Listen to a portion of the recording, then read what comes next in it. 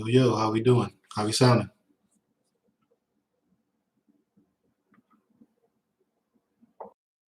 Go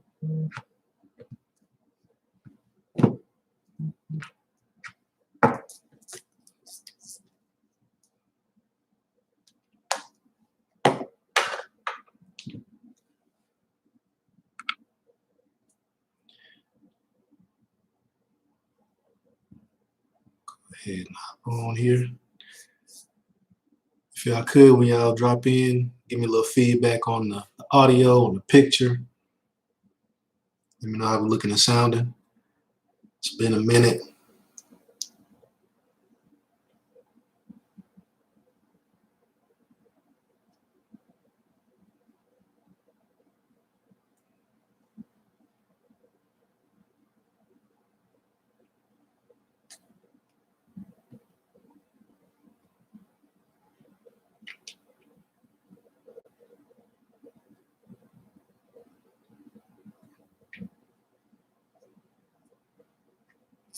Give people a couple of seconds to drop in. We got 5 people in. How we doing? How we sounding?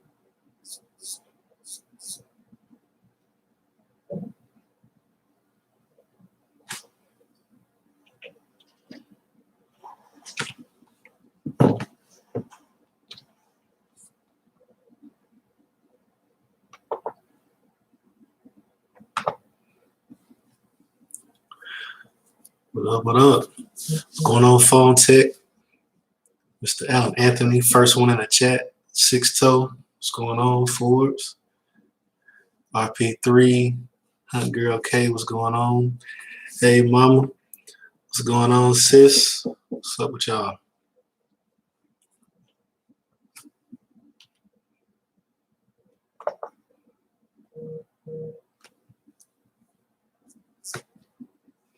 Put this phone on silent. It's going crazy over here.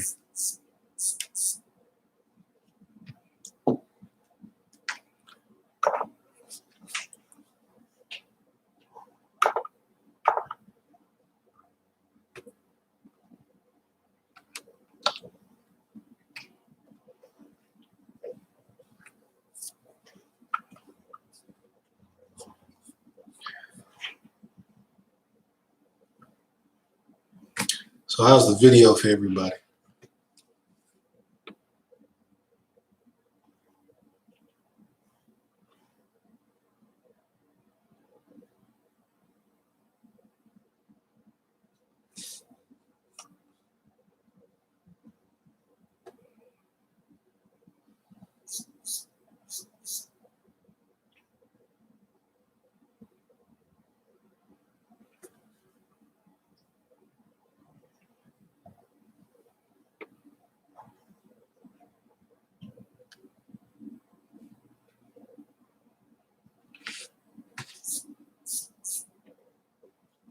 All right.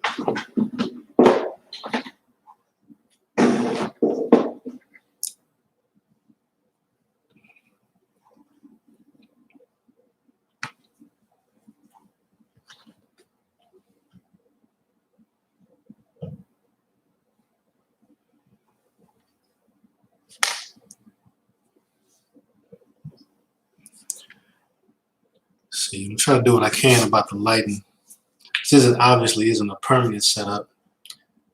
And YouTube doesn't give you the option to preview what you're gonna look like. So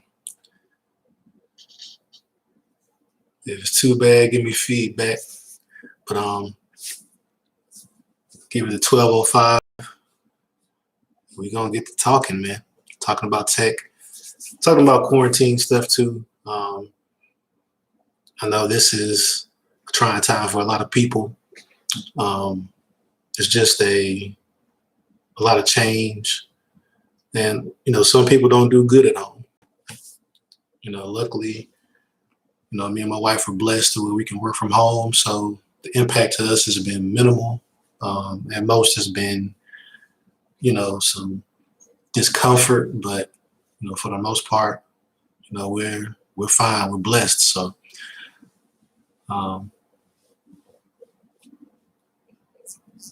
yeah, man. So the audio is cool. See my baby in the chat. She says, hello, we can see and hear. It's fine. Hello. Says bright in the background. Yeah, I have to work out a better lighting solution. I thought it'd be enough light in here, but it makes sense that a lot of it is behind me. So I have to work that out better next time. But first and foremost, welcome to Lunch with the Tech Gent. If you've been following me for a while, this is something that I did. Started it, man, like either last year, early last year, or late 2018. It's something I like to do, and I got a lot of positive feedback on it. And so I thought that this would be a great time to bring it back. Recent changes at my job has allowed me to have a little bit more free time during the day. And I felt like during the quarantine, you know, what better time to, you know, bring this back, give some people a little bit of distraction from whatever they have going on, and just, you know, talk one-on-one with you guys about tech. First up, obviously you saw the thumbnail. Microsoft is releasing like a smorgasbord of new Surface devices. They're releasing headphones and the first go around with truly wireless earbuds, which is something you guys know I'm interested in. They're also doing new Surface laptops, Surface books, no new Surface Studio. They're doing the Surface Go 2, which I think will be interesting. They're increasing the screen size to 10.5 inches, which I think is going to be interesting for a lot of people, because if you don't know, Microsoft's software, like the Office suite, is free on devices up to 10 inches. So once you go over 10 inches, you now have to pay for Word and all that stuff. A lot of people subscribe to the Office 365 bundle, and that gives you, you know, Word, Excel, PowerPoint, all that stuff. But them moving the screen size to 10.5 inches now means people that had a Surface Go before now would have to pay for those Office products, which I think is a weird move from Microsoft. Like I say, I'm excited for the truly wireless earbuds. They're actually up for pre-order. They're like $200. So I have to see some proper reviews on them first before I dive into them. But I mean, they look interesting. I thought the Surface headphones were pretty cool. They're releasing a second iteration of those. The noise canceling on them wasn't as great, but I like the kind of minimalist look. They had dials to control the noise canceling and the volume instead of, you know, a lot of buttons or touch pads and stuff. And they're supposed to be releasing the black version, which I feel like they should have done before. I understand their whole kind of theme with the gray matte colors, but who doesn't like black, especially in tech? Black tech is always a win. So I'm definitely looking forward to seeing the Studio 2s. The noise canceling wasn't great before. It was decent.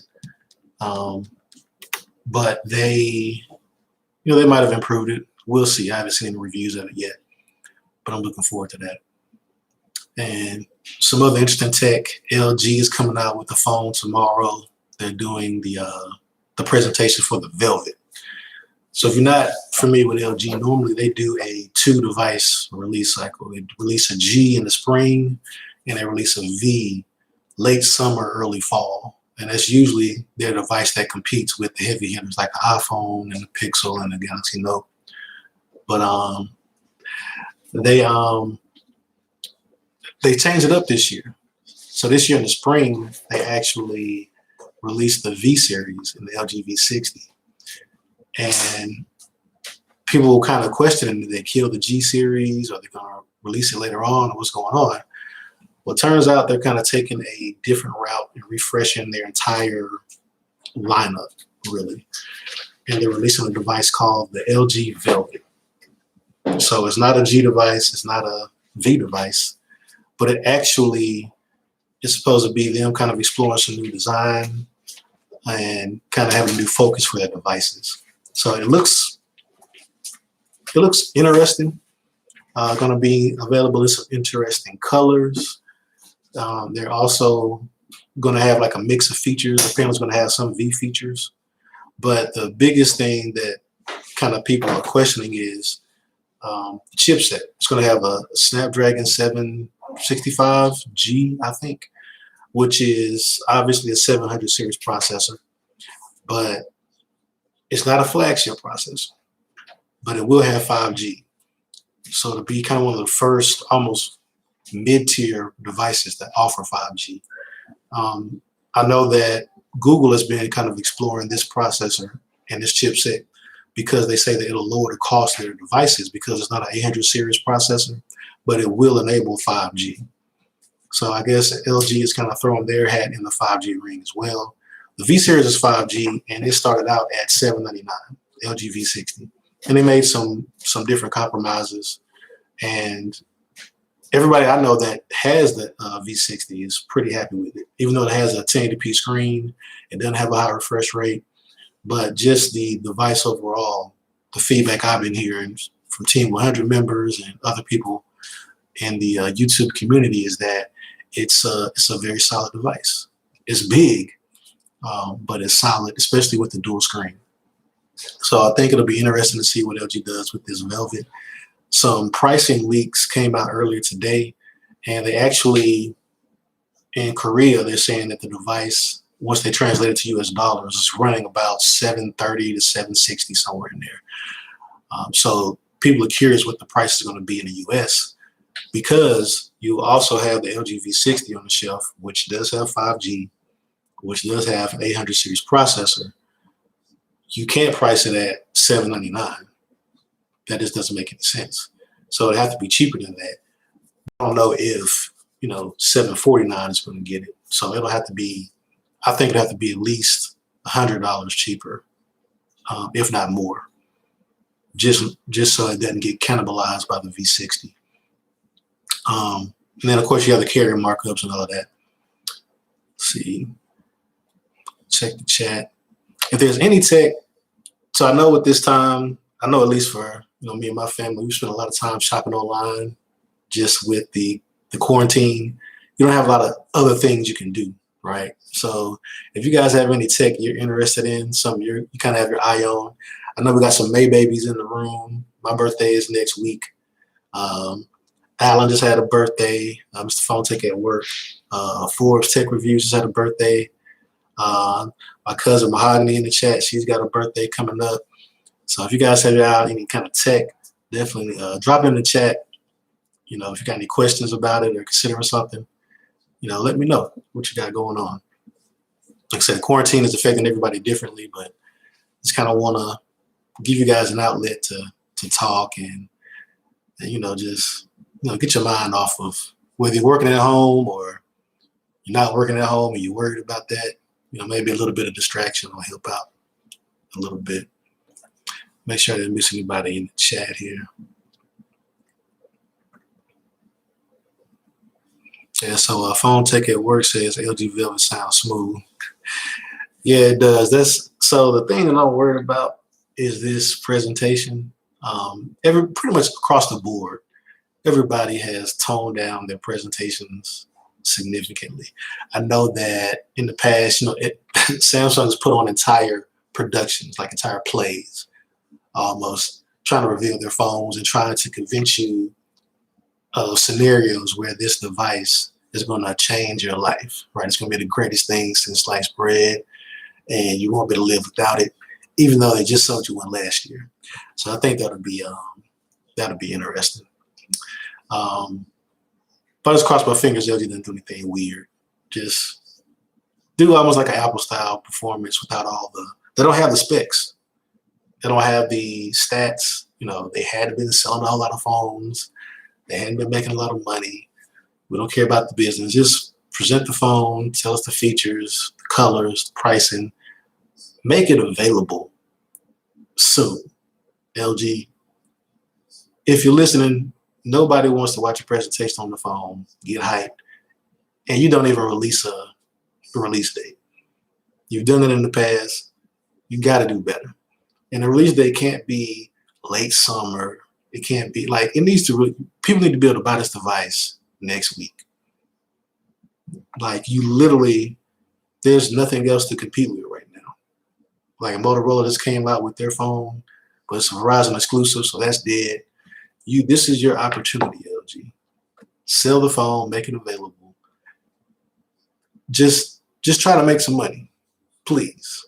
All right. I don't want you guys to go away. I like what you do. I use your devices to film on my channel. But I just need for you to come through on this. Make a good business move. All right. Let's make some money. Let's see. So Phone Tech is asking a good question. He's asking what devices is everyone using right now? Me personally, I got my Note 10 Plus, and literally, as I was firing up this live stream, my Pixel 4 XL just sold. So that's out the door. It was interesting. I have a review of that coming up soon. But yeah, I'm kind of worried about Google, especially if they drop down to a 700 series processor for their Pixels. It's not going to be a good look. See, so my sister, Brittany Kelly, says she got an iPhone 8. Ashley Kelly says Samsung S10. I don't know where she got an S10 from, y'all. I got her Note 10. So she got an S10. That's news to me. I'm just kidding with her. But yeah, she's got a Note 10. Like I said, I got a Note 10 Plus, had a Pixel. Recently put up a review of the Huawei Mate 30 Pro. That was a really interesting device.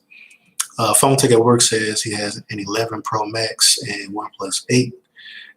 That's an interesting combination. How you liking that OnePlus? I know you just got it, Alan. See, Stud says,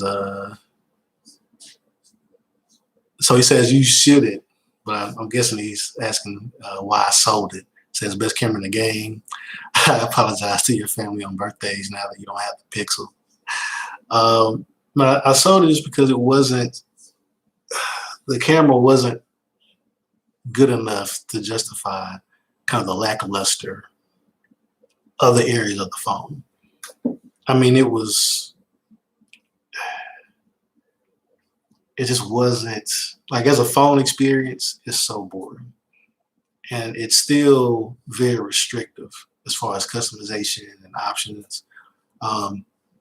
Just one annoyance, I like my back button on the right.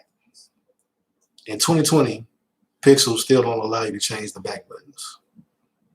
That kind of sucked. I don't know, unless you just really are in love with security updates, which even now, like my Note 10 Plus, it's on the May 1st security patch. So that's not even a big deal. But they're just not putting any effort into the phones, like into the OS. They sell the camera and the pictures. So the pictures of people were great. Like, they actually stood out when I compared them to my Note 10 Plus. But pictures of other things where you weren't using portrait mode, I mean, they were run of the mill. Not in a bad way, but just if I put that picture next to a Samsung picture or a Huawei picture, like, you wouldn't immediately be like, oh yeah, it's better. Like, it's probably as good. No, I don't see it being better though. And then when it comes to video, Samsung's knocking they're knocking Google's face off when it comes to video. And then just usability. It's just not there to be a main phone. As a second phone, it's cool, but there's some other devices I want to try out. The Xiaomi Mi Note 10 Pro 5G or whatever it is, that looks interesting. I mean, shoot, this LG Velvet, if it drops this millennium, that might come onto the house and take a look at it. But let's see, go back to the comments. Yeah, my baby said that's what I meant to say. See, Miles Revolution 07, what's up? Welcome to the chat. Oh, it's my homie Corey. Yeah, man. He says, love his Note 10 Plus 5G. Yeah, he got the big dog from last year. Yeah, man, Note 10 Plus is hard to beat, man. Build-wise, I do feel like Huawei, I haven't played with the 8 Pro yet, but when I had the OnePlus 7 Pro, their build, like, everybody's build quality is shot way up. I mean, just the feel in the hand, like premium feel. That was one of the issues I had with the Pixel 4 XL. Like, it's glass, but you wouldn't really know it by holding the phone. Like, they make it feel cheaper because they paint all the surfaces. Like, the back is matte, which is cool, but the side rails are painted in this matte black color as well, and it gives it kind of like a cheaper feeling in the hand. And it just wasn't satisfying from that standpoint. I know that's nitpicking, but when you originally, somebody paid $900 to $1,000 for their phone at one point, and after having it, I don't see how they charged that. I don't see how they justified that. Let's see. See, Mahogany says, looking to upgrade to a new Surface. Would you recommend a laptop or a tablet keyboard combo? That's going to be difficult. It depends on what you're doing. I feel like most people, unless you're messing around the XL or something like that, the tablets are very compelling, especially the Surface devices, just because they give you that option, that portability. Because let's be honest, everybody isn't, curing, world hunger or, doing important work on computers. Sometimes you're just watching Netflix or you're watching YouTube or, you're doing stuff that's a little more trivial. And it'd be nice to, snatch the keyboard off and just have the screen in your hand. And, I think that experience as an option, I like that idea. Like I said, there is a little bit of a price difference, unless you're in the Surface line.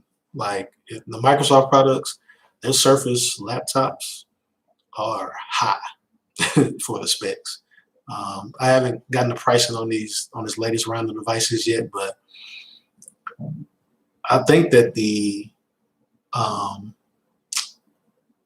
tablets might actually be a better buy. Not the Surface Pro X, but just the Microsoft Surface line of laptops, of tablets. Might be an actual better buy when you look at the specs, like storage and the RAM and processor combos. Might be a better buy than the actual Surface books. I mean, the Surface laptops. I'm sorry. Yeah. Let's see. Ashley says, we still have a Pixel in the house. Yeah, so my wife's second phone is actually a Pixel 2 XL, which you would think, going through all these devices, then with all these flagships, the 2 XL is easily the best Pixel they've come out with. 3 XL had the huge notch and bezel and just was confusing. Pixel 4 XL was overpriced, and they added wireless charging, but it might as well not be there because to have any semblance of usefulness, you got to buy like a $70 wireless charger. It only charges fast on the Pixel charger, so to me, it might as well not even have that feature, because if I put on a regular wireless charger, it's going to charge ridiculously slow.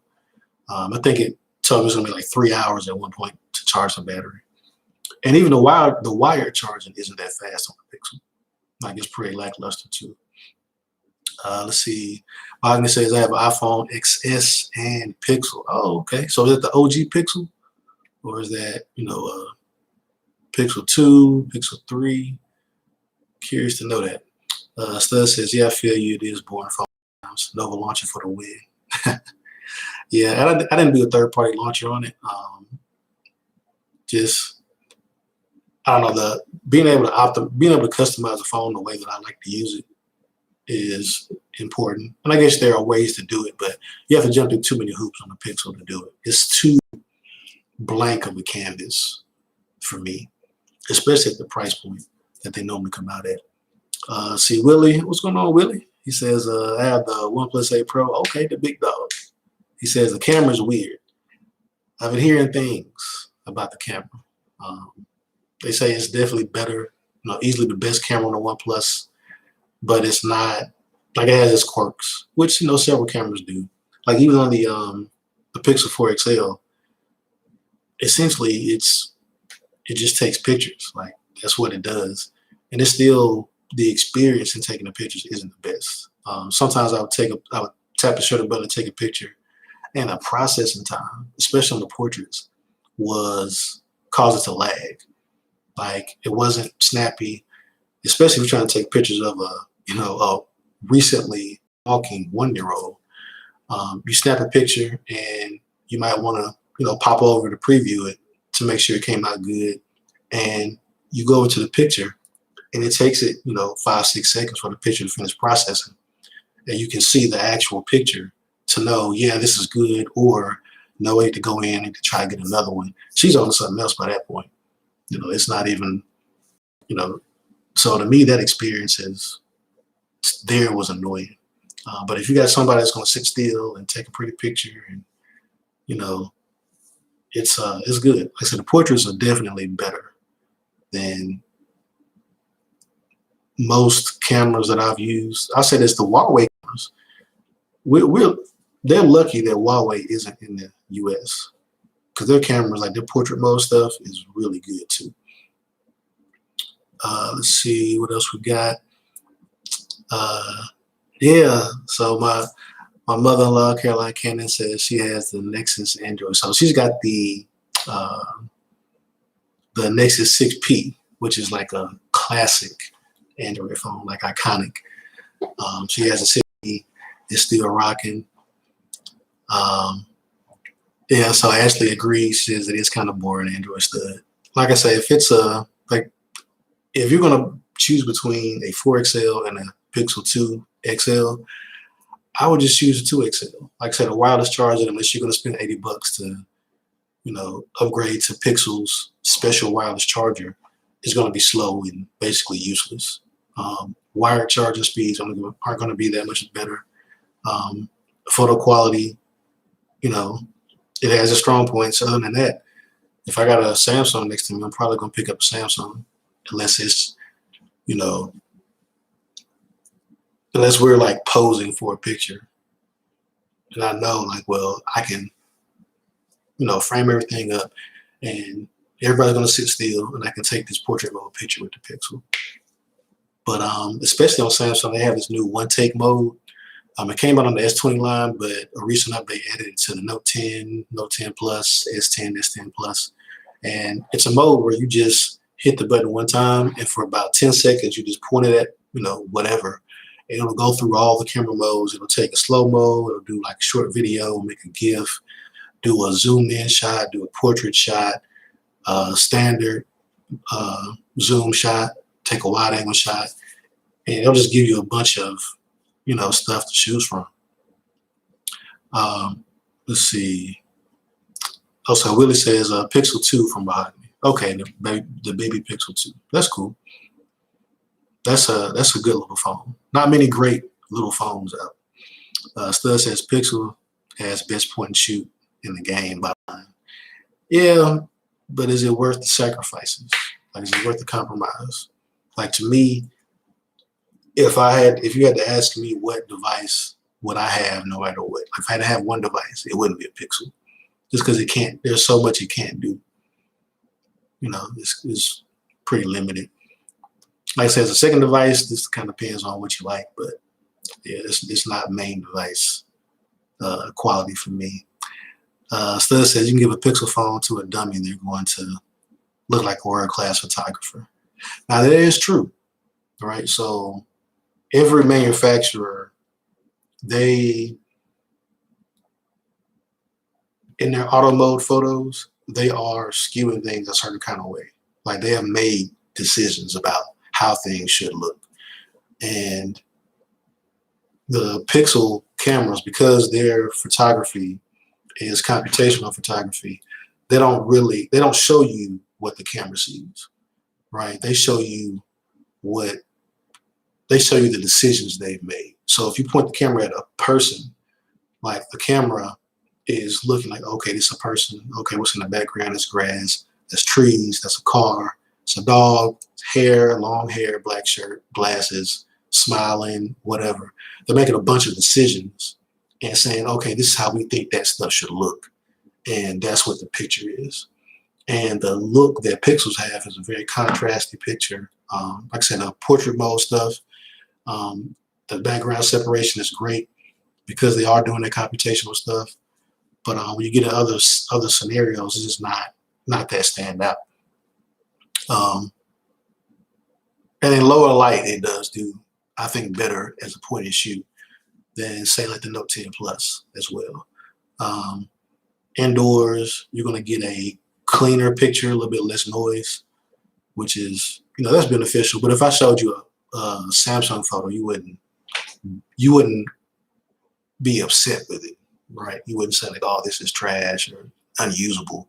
It's just until you put it side by side with the Pixel, it's like, oh, the Pixel is a little bit cleaner. So I'll give you that. From a technical standpoint, it's probably a better point and shoot in a wider range of scenarios, for sure. Stud said, always front-facing cameras are garbage, just like the Samsungs. That's where they missed the boat. Yeah, I mean, it depends on what's important to you. I mean, like the only time I use my front-facing camera is when I'm, outside in good lighting, or, me and my daughters are just playing around, doing something with a little, I forget what you call it, the AR emoji or whatever, where you like put the little glasses on and the hats and all this stuff and play around. Yeah, so actually it's a testament to the update that I was talking about earlier for the Note 10 and stuff, and the camera, saying that's awesome. Sean, what's up? Sean, longtime follower of Team 100, longtime supporter of me as well. What's going on, man? Let's see, Phone Take It Work says off topic. Chinese Mi 10 Pro for $750 versus the Oppo Find X2 Pro for $1,200. So, yeah, so if you're not familiar, it's a company called Oppo. Oppo is the parent company of like OnePlus, I believe Vivo, and a couple other companies. But they sell a phone that is essentially the OnePlus 8 Pro with even higher specs and some different design stuff. So this phone is $1,200. It has 500 gigs of storage, 12 gig of RAM. You have like different color options. The most interesting though is that you can get the phone in leather. So you can get like orange leather on the back or black leather on the back. And to me, it definitely caught my eye. But obviously it's not sold in the US. You'd have to import it, and finding somebody reliable and who's not going to knock your face off with the pricing has been difficult. But it's very similar to the OnePlus 8 Pro as far as performance and those kind of things. So that's the phone that Alan is asking about in the Oppo Find X2 Pro.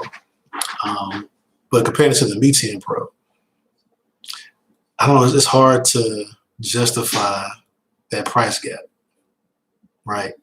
So justifying a $450 price gap, you can't quantify that. You can't say like, yeah, this right here is why this phone should be an extra $450. Nah, at that point, it's all about feelings, and it's all about emotion. That's what's going to cover that gap. To me, without having my hands on it, I can't say it is worth that big of a jump over the Mi 10 Pro. I just can't. Because at this point, the Mi 10 Pro is going to be a beast, and most of the differences will probably be minor. They won't add up to a whole, that's a whole iPhone SE2 worth of difference. Like somebody's selling an entire phone for the difference in price between those two phones. So I couldn't tell anybody like, yeah, that's it's worth the difference. Let's see. So Phone Take It Work says, hi, Mrs. Moscato Kelly. Yeah. So what you been drinking, Ella? I know you is the Malbec or something like that. I know you said you got your new favorite. Let's see. Stud says Note 10 Plus over those all day. So I've never had a Xiaomi phone before, so I'm not sure about their build quality and the software. The Oppo ColorOS is supposed to be similar to the Oxygen OS that OnePlus runs. People say that it improved a lot with the Oppo Find X2. I'm not sure. But the Note 10 Plus, it is easily the best Samsung software, especially with the UI 2.1 update. Easily the best Samsung software. The phone has been fast. It's been, it's been fluid. I have a hiccup like here and there, but overall, just using the device, pull out your pocket. You know, you want to take a picture or you want to hop in the app. Like, it kind of gets out your way, but then you can set it up exactly how you want it. Like on mine, I have I don't have any icons on my home screen. Like, when I say no icons, I mean literally. Turn this up right quick.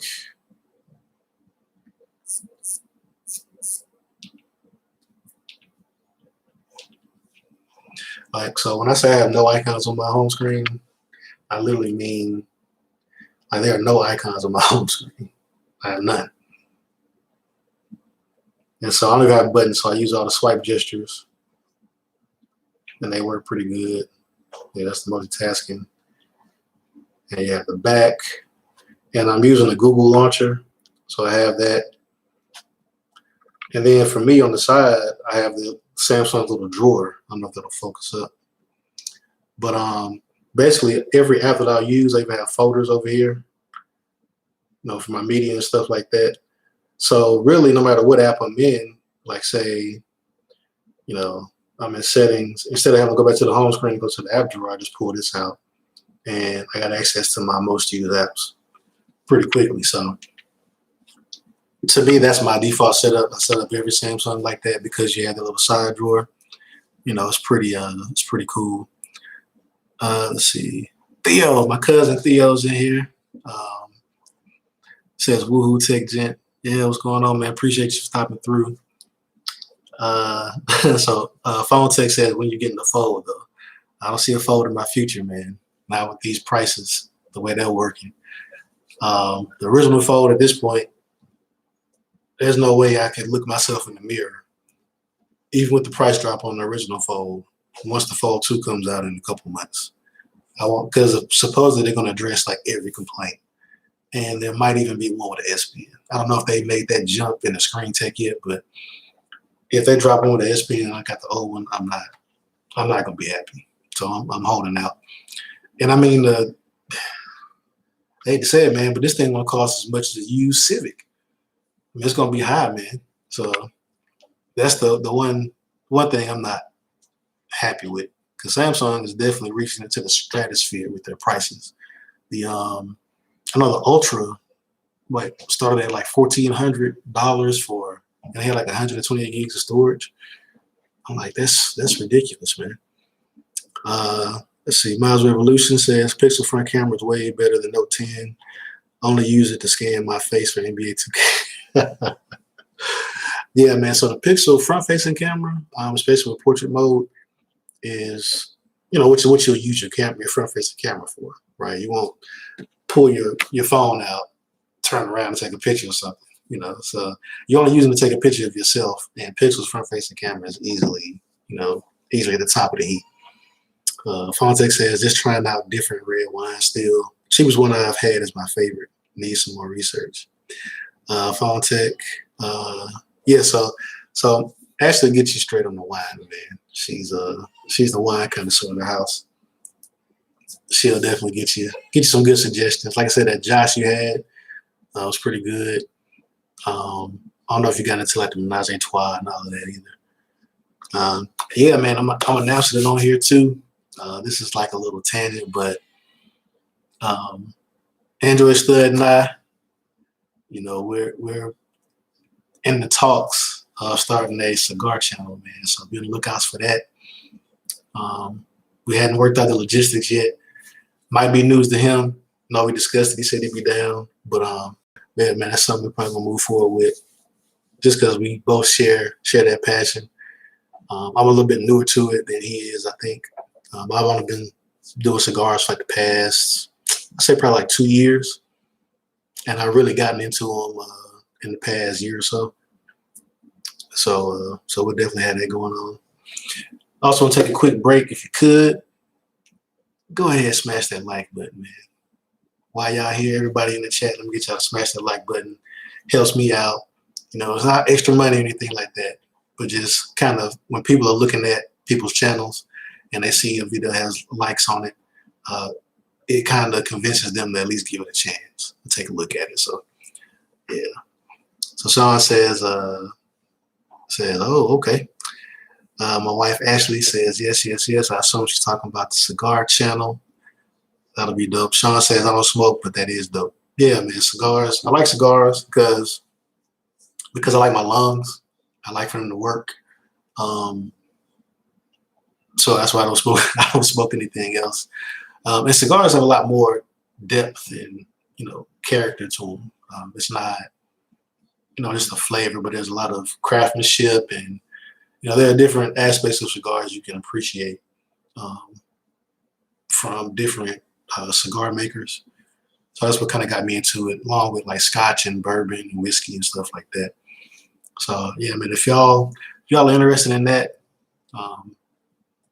we'll have some more details in the future by getting that started. But yeah, man. So another piece of tech, I don't know if you guys game much, but another piece of tech that's on my radar is the PS5. I don't know if you guys have heard any rumors about it. I don't know if you're planning on getting one, but things haven't been going well. The news hasn't been kind to us. Microsoft has been, PlayStation is announcing a hard drive on the PS5, and Xbox and Microsoft are actually sending out consoles to people to play. So we're a little behind right now on the PlayStation camp. But that's definitely a device of interest for me. I'm gonna say, if you guys have any sort of inkling about what you want to get. So RP3. Okay, so Sean asked my favorite region of cigar. Favorite region? I'm not sure. I can tell you the brand. I haven't had much that's been bad from Drew Estates. They make a lot of different cigars, but yeah, Drew Estates, League of Providers, they are easily two of my favorite brands. With the Crazy Alice, the Java line of Drew Estates, the T52s, and the League of Providers. Definitely at the top of my list right now. Let's see. RP3 says, is the PS5 worth buying early, or is it a wait? If the price is $399, I think you might as well buy that day one, because the price won't drop for a while. And well, with this one caveat. So if you have nothing, right? You don't have any console at all.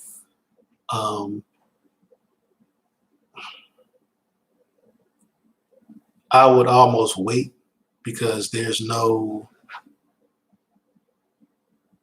don't have enough details between the Xbox and the PlayStation.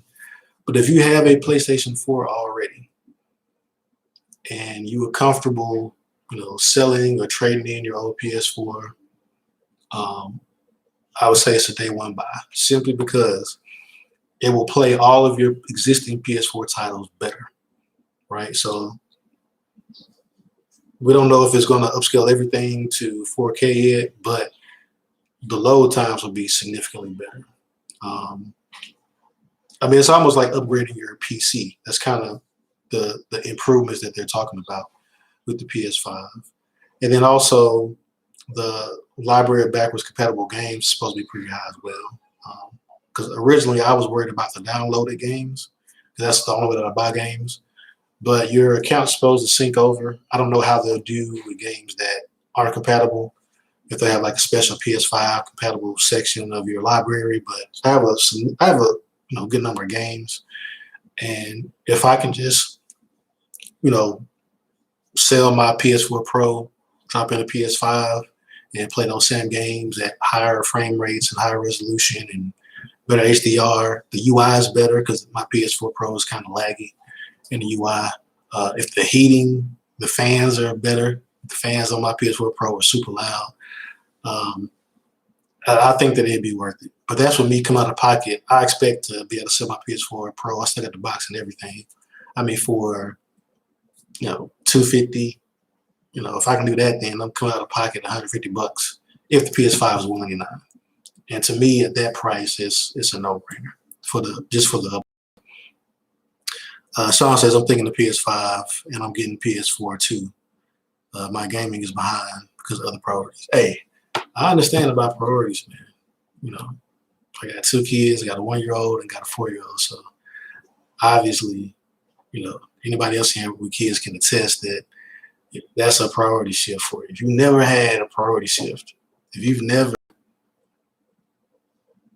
don't have kids, you think you're busy. You're not really busy. If you don't have kids, you think you're tired. You're not. You've never been tired. All right. Once you have kids, it's a whole different game, whole different ballpark. Like your ability to plan and schedule stuff has to go up several levels from whatever you're doing before you have kids. Let's see. Miles Revolution says, I always get it day one with the warranty at GameStop. Yeah, I mean, that warranty is always good, especially on tech that's never existed before. PS5, it's not going to be like the PS3 where everything in is 100% custom, never existed before. There are going to be some off-the-shelf parts in the PS5, but they're optimizing the way those parts are used to give you a lot of the performance boosts. So I'm looking forward to it. Like I said, the PS4 Pro is cool. I got a 4K monitor that I game on, so anything that'll bring more 4K content, I'm all for it. Improve frame rates, improve UI. Like right now, my PS4 Pro is getting kind of long in the tooth. Once I'm in the game, it's cool, but just kind of navigating through the UI, moving around the OS, it's definitely been trying at times, just because it tends to lag a lot. Let's see what else. So Phone Tech dropped his selection of wines that he's tried. We're gonna take a little wine break right now. So he said he's tried the Woodbridge, the Malbec, the the Gallo family red wine, Apothic Crush red blend, the Josh Cabernet. Let's see, another Malbec. Okay, so you can understand in the red family. That's what's up. So Miles says Xbox showing games tomorrow. Yeah. So here's another thing, and the most important thing. Microsoft has yet to introduce any sort of solution to their software problem, because they have a content problem. Even if their hardware, I don't care what resolution the Xbox One X Plus carried it to, whatever this next Xbox is going to be called, it doesn't matter what the hardware is capable of if you can't play the best games on it. That is their biggest problem right now. I mean, I would rather play the best games at an indistinguishable quality, because most people will not be able to distinguish the difference between an Xbox One X, game and a PS4 Pro game, especially once the PS4 Pro upscales it to 4K, if it's not already native 4K. Like, you aren't going to notice that difference in the gameplay. Frame rate, maybe if you're playing a game at high frame rate, you definitely notice that. But if you're just touting, every game's native 4K, well, I'd rather play the best games at upscale 4K, because the Marvel Spider-Man doesn't run at any resolution on the Xbox, which is easily the best Spider-Man game and just an overall great game. God of War, a phenomenal game, an amazing game. Doesn't play at any resolution on the Xbox right now. Horizon Zero Dawn, which is another great game, doesn't play at any resolution on the Xbox. The list goes on. So, like I said, to me, Microsoft has some titles that I feel like at a minimum they should have been releasing those more often. And of course, you got your Forza, which has been coming out. Forza, Gears, Halo. That's pretty much what the Xbox brand is built on. But most of the other games are cross-plats. Like all your sports games, like your Maddens, your 2Ks, you can play that on whatever. Call of Duties, you can play that on whatever. There's no game, and really in this generation of consoles, since the Xbox One and the PS4 have come out, Microsoft has not introduced a new IP. There's not Gears, no, not a Halo, not a Forza. There's no new IP on the Xbox that is worth getting an Xbox for. Like nothing. See how back in the comments. So Phone Tech says I still have my original PS4 still running. Yeah, so I had an OG PS4 and I ended up selling it. When I bought my PS4 Pro because I got it for a good price. But yeah, I haven't had any hardware issues. It's definitely not like the PS3. I went through like 3 PS3s. I know a lot of people. I mean, literally, it was like if you had a PS3 and the warranty was coming up and you wanted a new one, you just put the PS3 in the cabinet and turn it on, and it would overheat. And the issue was having was chip creep. So once it got so hot, the solder on the chips on the motherboard would melt a little bit, and the chips would start seeking out of the socket, moving out of the sockets. And then you have a dead PS3, take that in, the GameStop or wherever you did your warranty at, and they'd be like, okay, here's another one. Yeah, the PS3 was rough. That was a rough generation. Lost a lot of, this console generation would have actually been worse if the PS3 wouldn't have had all the issues like high price and all that stuff. Because you think about it, before this generation, there were even more PlayStation exclusives, like Tomb Raider used to be a PlayStation exclusive. Grand Theft Auto used to be a PlayStation exclusive. And those are, Tomb Raider is okay, but Grand Theft Auto is a huge game. But that game has been out for like 10 years? Probably even more. It's 2020. Yeah, Grand Theft Auto's been out for, I'd say at least 10 years, and it's still being played. It's still getting updates, still getting content. The most successful, if I can remember this stat right, Grand Theft Auto 5 is crowned as the most successful digital item like ever or something like that. Like it's made the most money of any like digital media thing. I have to find the exact wording of it. But it's been a stupid success. Crazy success. Let's see. Let's say, oh yeah, so Miles Revolution says, I guess I've never been tired or busy. Nah, man, you've been working hard, but you ain't been tired or busy, man. Literally having kids is a form of torture, right? So if you had somebody and you want to break their spirits, right? You deny them what? One big thing they do, deny you sleep. Sleep deprivation is a real thing.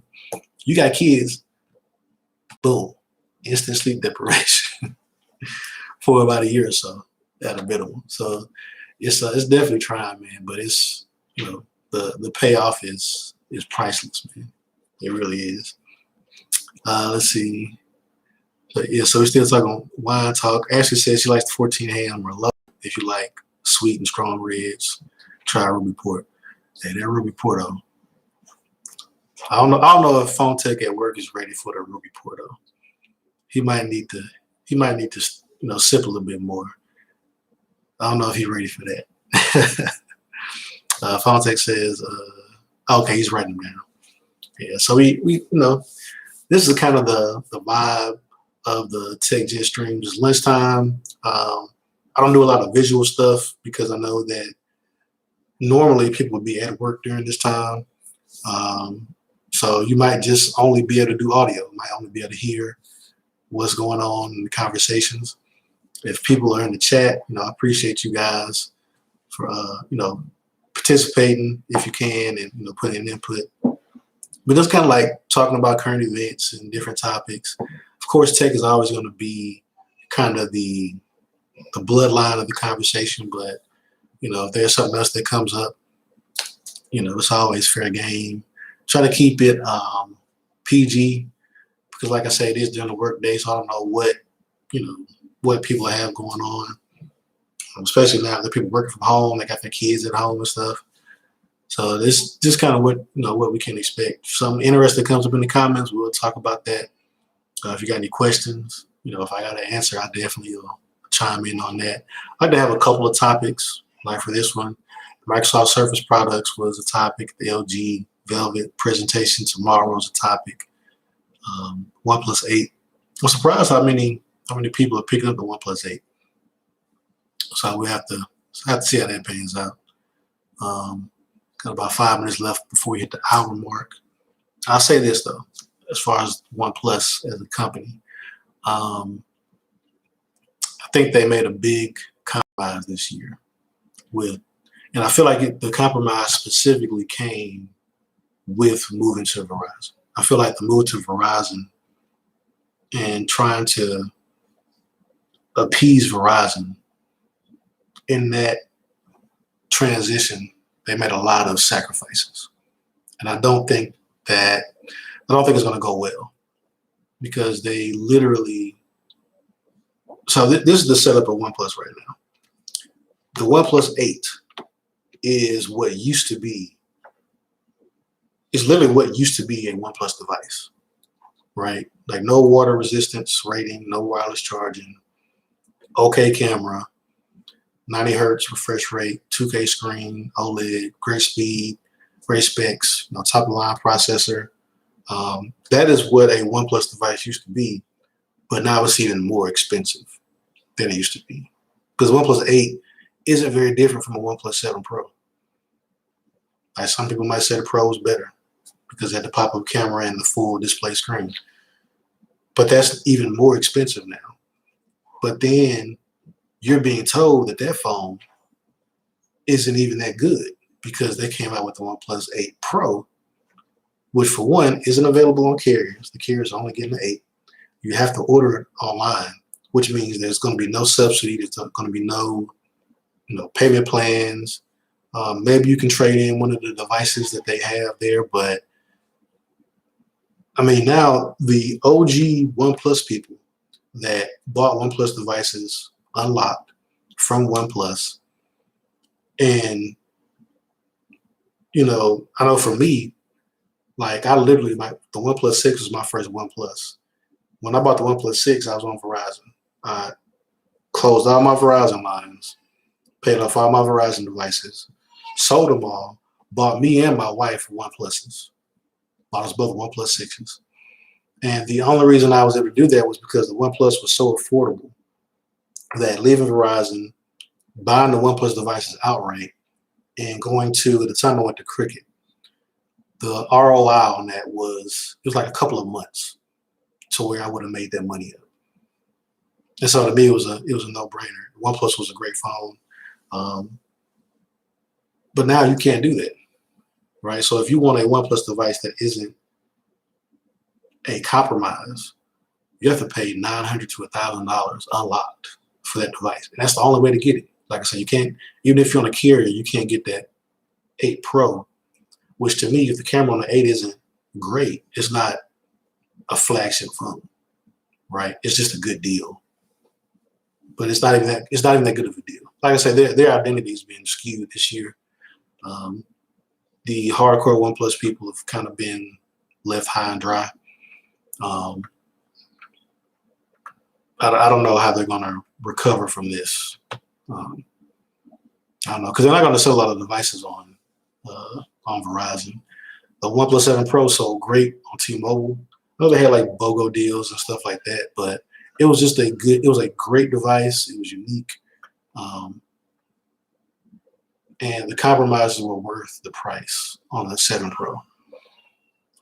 Not the case with the 8 though. Let's see. So Ashley Kelly says instant sleep deprivation, and then they start eating your food right off of your plate. Yeah, that's when the fun starts. Sean says OnePlus made a big mistake. Yeah, I agree. Like I said, I definitely agree, because the Halo device is the 8 Pro, and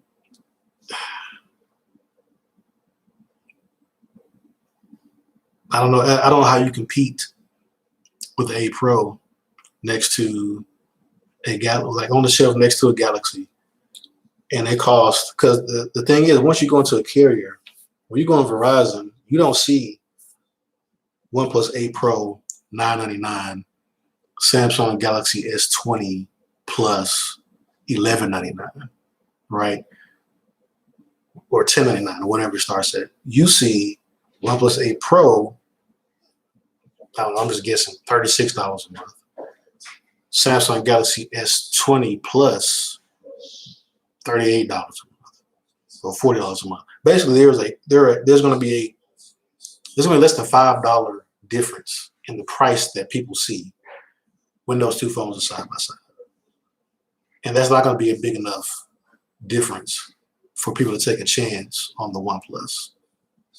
When you're going up against an Apple, when you're going up against a Samsung, and they have devices that are very close to the same price, I don't see many people taking a chance on those devices. Sean says they're losing customers and homegrown supporters. Yeah, man, if you've been a OnePlus person, I mean, I'm recommending people buy 7 Pro still. If you can find a 7 Pro, that's the device to get for the money. I mean, they're listing $500 now, 500-ish, something like that. I mean, it's going to be probably the fastest device you've used. Even if you have an iPhone, it'll still be the fastest device that you've used. See, Phone Tech at Work says day one buyer for the PS5. Yeah, I mean, I know I'm day one. And yeah, that's going to be a no-brainer for me. But I'll say this. The official full-fledged compatibility list for backwards compatibility hadn't come out yet.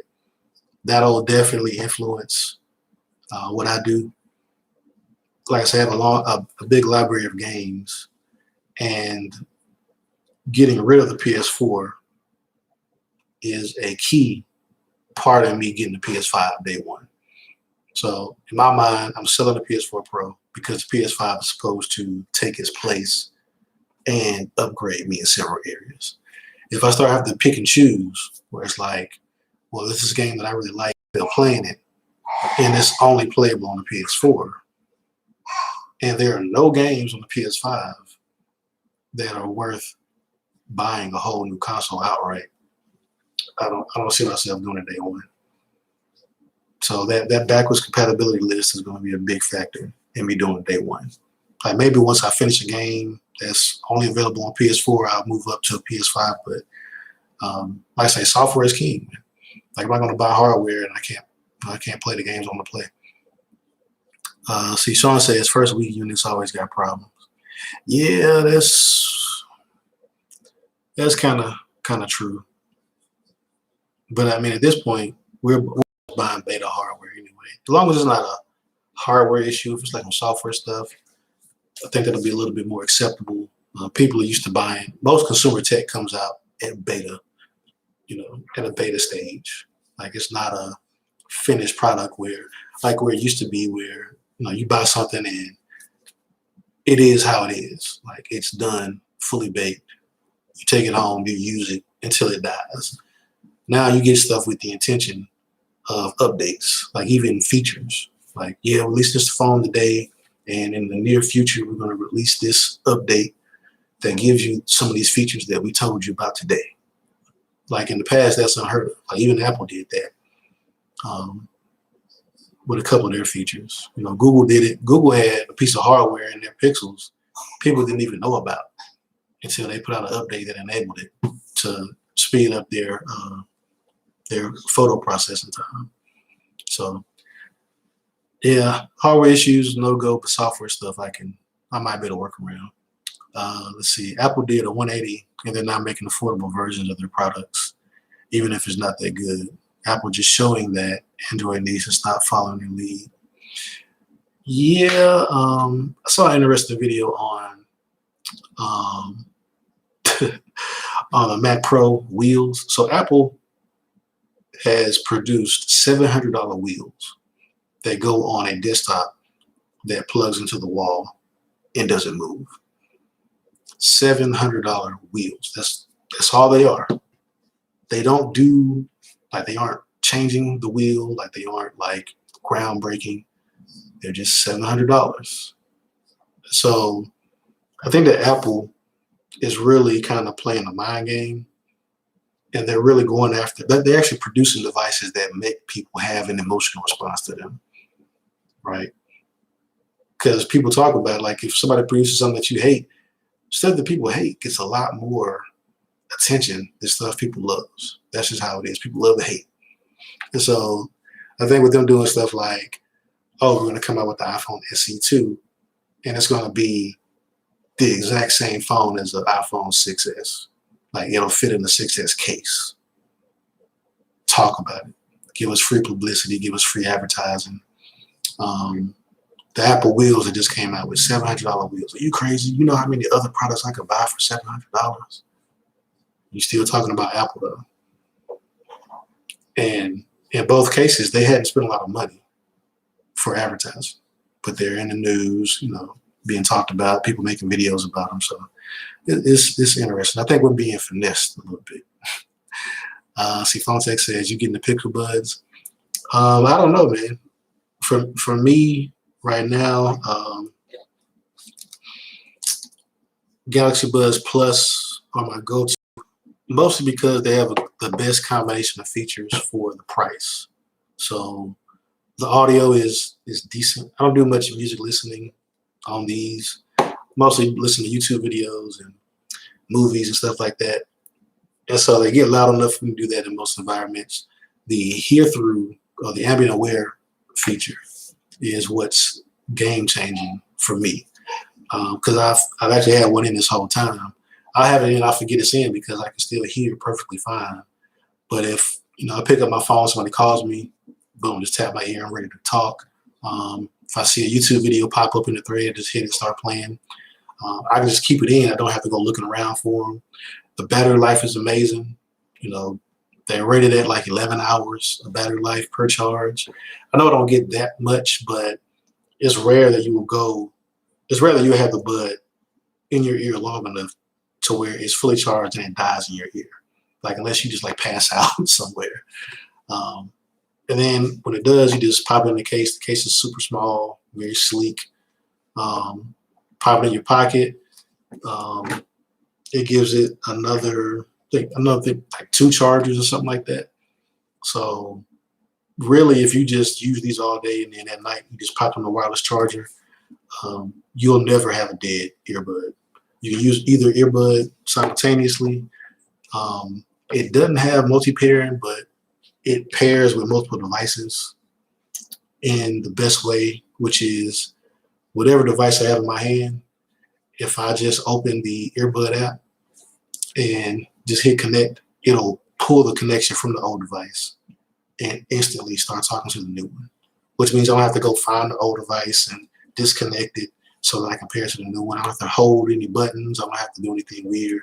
I think I just did a lot of things right with the buds. Like I said, the audio quality, if you've played with the Liberty Pro 2s, those sound amazing. The bass on those is like, it's amazing, right? They're a similar price.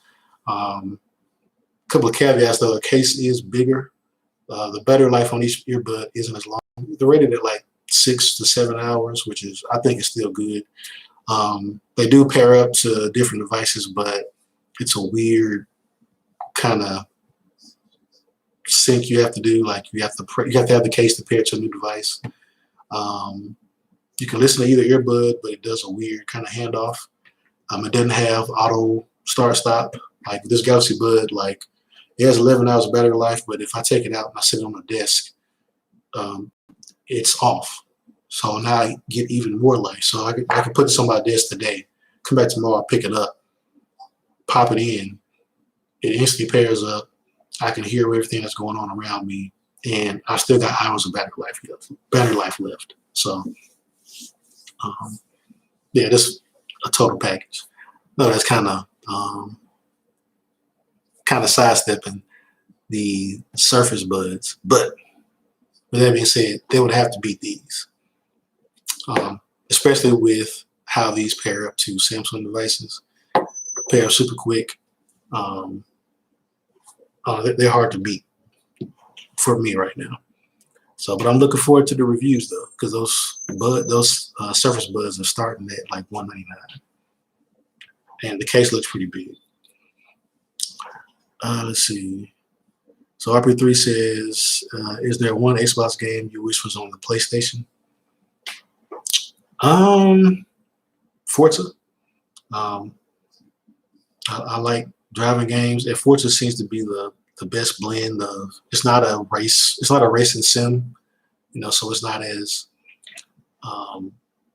detail oriented as like a Assetto Corsa or even a GT Sport like Gran Turismo Sport on PS5. But it has enough cars and customizations, and to me it kind of reminds me of Midnight Club, which is a game that I would just get on, and even if I wasn't racing, like maybe you just like driving around, just kind of being in the world. I think it's one of the best games for that right now. Let's see. Sean says PS5 has backwards compatibility with PS4 and other past-gen games. So Sean, yes. Right now, the way that they're doing the backwards compatibility, like if you look at the PS4, it says it's backwards compatible, but the way that they present that is, well, we offer you a way to play older games, which is I think it's their PS Now service, but the PS5 is supposed to be able to actually, like, because we have all these digital games now, supposed to be able to play a certain number of the top 100 PS4 games at launch. And my thing is, what if one of the games that I play or that I like to play isn't the top 100 game or doesn't fall on that list? Like at that point, I'm stuck on a PS5. But if you play like of course, if you play like the Maddens and the 2Ks and like a lot of the cross-platform games, those will come out and they'll work. But it's the exclusives that I know some people are worried about. And also just the games that I bought. Like, you spent this money, now what am I supposed to do? You want more money from me, and you're leaving these other games behind. Because to be honest, I don't foresee that big of a difference in like the game quality. Mostly because the regardless of 8K, nobody has 8K TV. Right? I don't see anybody getting one anytime soon. So that's out the door. Audio should be a improvement, but like with all audio, it's only as good as the equipment you have. So you have guys that are playing, if you're using, like some PlayStation Golds with, using wireless, your audio is only going to be so good. It doesn't matter what they do in the game. You're kind of limited to the hardware that you have. Like I have a DAC and I use the optical cable out of the back of my PS4 sometimes. But sometimes the audio doesn't make that big of a deal. So that, to me, that's like a moot point as well. Even though it's a feature, it's kind of a moot point. The load times are going to be a big deal. If you ever play any Rockstar game, GTA 5, Red Dead, the loading is going to be significant. Once you're in the world, there isn't much loading, but just the time between you starting to play or deciding to play and being able to play is pretty lengthy. So that's supposed to be a big improvement there. And just the UI, like moving around the system. Like I know whenever I hop on, I'm trying to see who's in the party and who I'm gonna link up with, what games people playing, hopping between games. That time kind of adds up and it gets old, especially when it's lagging like it is now. So yeah, the backwards compatibility is going to be there, and I think it's going to be a big deal for most people. But if the lineup isn't strong enough, I don't know if they'll have enough to convince people to buy it. Let's see. Oh yeah, Sean talking about the $7 wheels. Yeah, man. Unbox Therapy made a funny video about that. He did a video where he said nothing. He just had on like gloves, and he just had the box of wheels, and he just unboxed them, took them out, looked at them, then he put them back in the box and closed it back up. I think it was hilarious.